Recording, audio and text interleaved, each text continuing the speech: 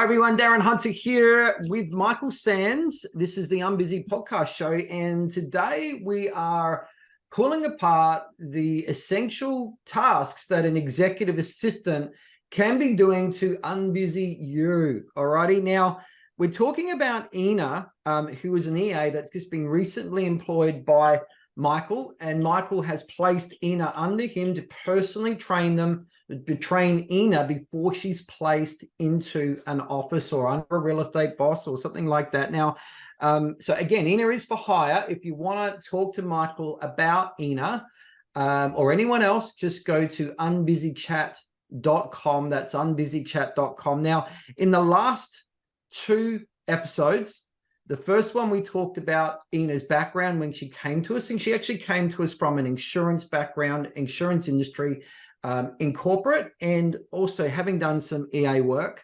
And I think we went through in there the little nuances, the little things that just made us realize that Ynna was executive assistant material and not virtual assistant material, because virtual assistants can be very transactional in their thinking and not thinking outside of the square. Executive assistants are next level up. In the last podcast, Michael, we talked about training Ynna around email management and diary management. Now, today, we're going to talk about the all-essential meeting management. Now, Bev, my EA, who is also placed remotely, my goodness me, I just...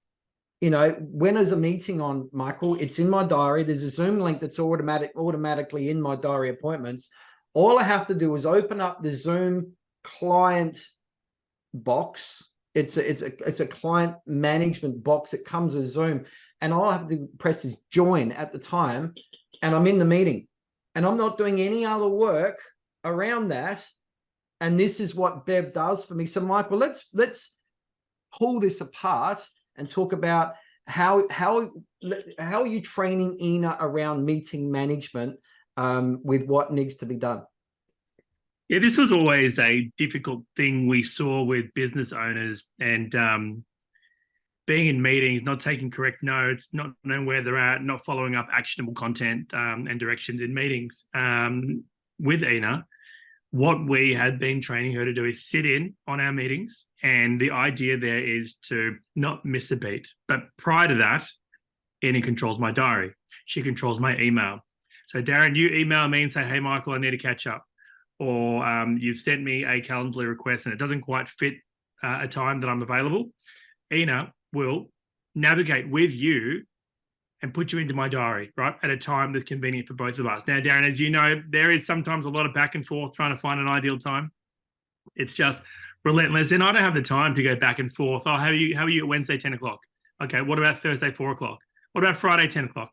This is all hack work that drives me insane. This is the stuff that's the balling chain in my leg, and particularly when we brought on Bev as my EA, all the things that I was doing around my inbox. And if I want to have a meeting with a person, it's phone ping pong, message banks. I call them, they're not there. Go to message bank, they call me, I'm unavailable, and it's got that crazy stuff. Or if it's by email, which is preferable, then it's the back and forth and the time delays between the back and forth, and then the back and forth may stop without actually a meeting happening because it just dropped off someone's radar, and you've got to go and contact them again to pick it up. And it's all of that annoying stuff that Bev just does for me. Yeah, it's so convenient and so easy. And like you said, you just press join and you are in the meeting. So all that hard work is done. And also, too, we're all busy. And so if you're a real estate business owner and you're trying to book new leads into your diary for Zoom catch-ups and events, you need this help. But in the meeting, Darren, like, we're training Ynna on how to take notes. And, so there's a lot of active listening. It's not just sitting in the meeting, it's actively listening. And it's actively listening for actions such as, so Darren, what I'll do is I will send you this information kit. It'll be on your email in the next 30 minutes. Also, Darren, I'm going to drop into a Google Drive some documents, and I'm also going to send you, Darren, a link to this news article that I read last week, which I thought was really relevant and you're going to appreciate. So as I'm just going through the natural course of a meeting, I'm pointing actionable content there. The expectation is Ynna's listening to that and they're being done. with the idea that it's already done before the meeting is finished. In But most cases, right? The old way is, well, now you've got workload happening after the phone call or the meeting that you have to do that's going to stop you then getting to the next productive task that you need to do. So this is, again, everyone, the weeds work, the ball and chain work, the hack work that is essential to what you're doing, but can be done by someone who's a lot cheaper than what you are per hour. And if you look at what your cost is per hour to the business, is probably hundreds, several hundreds of dollars an hour at least value that you bring as a boss to the business, whereas you can get this work done, the same level done for under $20 an hour with a fully trained executive assistant based remotely. Yeah, it's highest and best use of time, Darren. Like my highest and best use and your highest and best use is not doing the grunt work of booking people into the meetings. And Darren, most actual professions that have admin support have their admin do a lot of the grunt work. They come in, highest and best use, they deliver high value content, and then they're able to move on to the next customer and the next customer. You go to a doctor's practice or a dental practice or a veterinary practice, or a legal practice. You go in, admin facilitates everything. Then the expert walks in, delivers the highest value content of their time, maximizing their worth, and then they go on to the next client. And all the other smaller tasks are being actioned. I guess the difference here is, Darren, if you're in a vet clinic, if you're in a legal practice, if you're in a real estate office, that's an expensive person to have sitting on a seat. Outsourcing significantly reduces those costs, and you get to have someone that is at your beck and call every day. Now, Michael, I'm thinking if you're out on the road and doing appointments, let's say you're doing a face-to-face, okay, it's not by Zoom or anything like that. Everyone, you can just record. Just open up Zoom on your phone. You can do a recording, so the actual meeting is recorded. It's saved in the cloud, so your EA, whoever it is, can access it and then pull it apart if you're giving instructions in that of what needs to be done. So you're not doing that follow-up, or you simply just Zoom your EA in, or we use workplace chat as well, or whatever way. It doesn't have to be by a normal phone. It could be by data phone or WhatsApp phone or whatever, and have your EA at the end of that call. Your phone is open. You've let the other person know in the meeting that, you've got your EA on the phone. They're listening in. They can record it. And so you can have, instead of an EA physically with you, they're remotely with you through easy communication on your phone, so they can then note down, or you can say, hey, Ynna or Bev, can you make sure you do this as part of your conversation? And you're probably going to impress the other person as well on how organized you are, that you've got your own executive assistant. It works really well.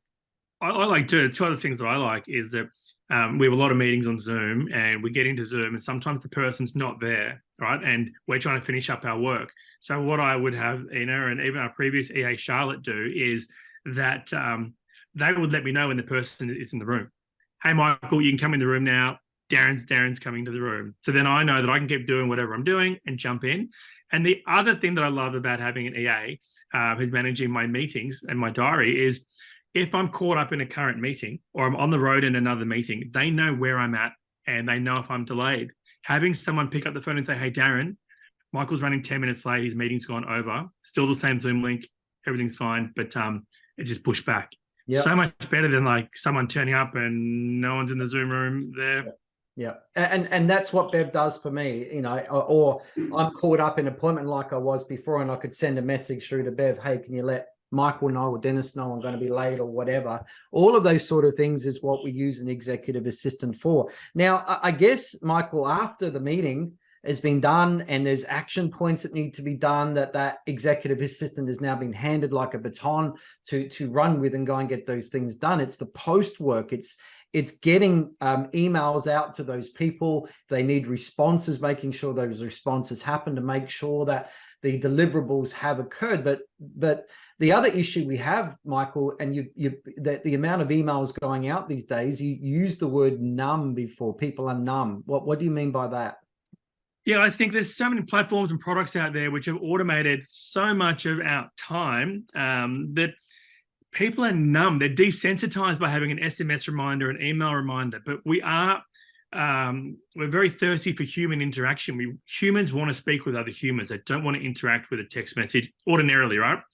And if they're getting a delayed message from an airline, a delayed message from a real estate agency, not able to book, not able to turn up to an event, or that's how they're communicated with, there's a less chance, lower probability that they're going to engage with that message that you've sent them. You're just a dime a dozen. Picking up the phone, saying, hey, Michael's late to this meeting. He's still currently in a meeting with Darren. He won't be long. Just wanted to keep you updated. Right. And if that person says, hey, I can't, it's going to push my other meetings back, let's reschedule, they can reschedule then and there. But once the meeting is done, Darren, having Ynna be 100% in control of all the actionable tasks that had to occur in that meeting means that I don't have to worry about it. She's now telling me what I need to do. Michael, I need this bit of content from you. Michael, I've sent this off already. Michael, I put this in the Dropbox. And then an email is sent out to the client saying, hey, this is in your folder. This has been done. This is there. We'll see you in our next meeting. How's Ynna's English skills? 100%. Darren, every single person that we hire has exceptional English. They do. Right? I know there are agencies out there and they offer things like non-English and English-speaking VAs. All of our VAs and EAs are able to pick up the phone. But like our EAs, we recruit them because they are human, right? They are so flexible in their nature. They have they make jokes, they cry, they have family, they like food, they like going out for dinner, they like, and we're in the Philippines at the moment. We went out for dinner with our team last night, and I just love them, right? Because they're not stiff, right? They bend. Well, they're correct, and they're certainly very, they're treated with value. Now, also for people out there, Michael, that think that an executive assistant's not going to work with their time zone, how do you respond to that? The time zone's not a problem. We cater, the UK, Australia, and New Zealand, and we have different teams that accommodate each time zone. And so your EA would just fall into that time zone. So if you're in New Zealand, they would start at your time. We've never had that as a problem. To be fair, Philippines is only 2 hours behind, or 4 hours behind, New Zealand and Australia, but WA clients, they're on the same time zone. No, well done. So look, everyone, chat to Michael about Ynna. I guess, again, she's still going through her training period at the moment under Michael.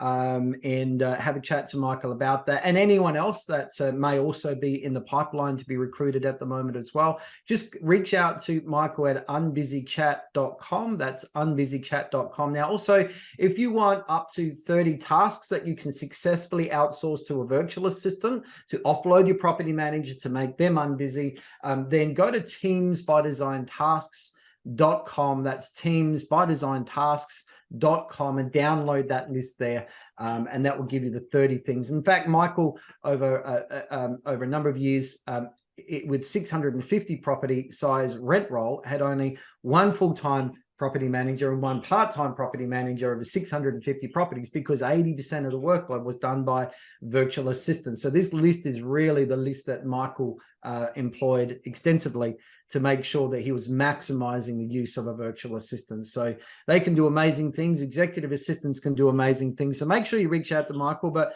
Michael, thanks so much for your time. And I reckon, and I've got a good idea here, but I think next time we need to bring Ynna into the next podcast episode.